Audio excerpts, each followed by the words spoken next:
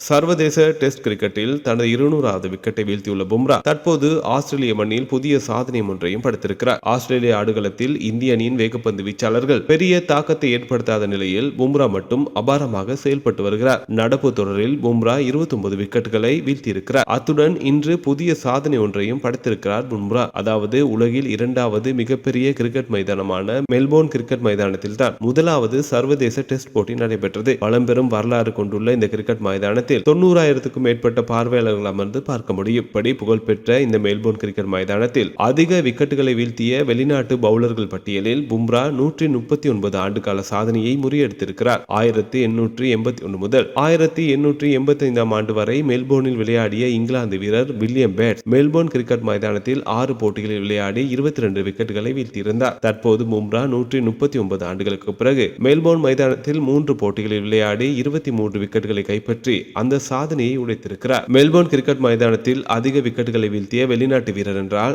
அது இங்கிலாந்தை சேர்ந்த பர்னிஸ்தான் தான். அவர் மெல்போர்ன் மைதானத்தில் 1902 முதல் 1912 ஆண்டு வரை விளையாடி 5 டெஸ்டுகளில் 35 விக்கெட்டுகளை கைப்பற்றியுள்ளமை குறிப்பிடத்தக்கது. உலக நடப்புகளை உடனுக்குடன் அறிந்திட News 21 தமிழோடு இணைந்திருங்கள்.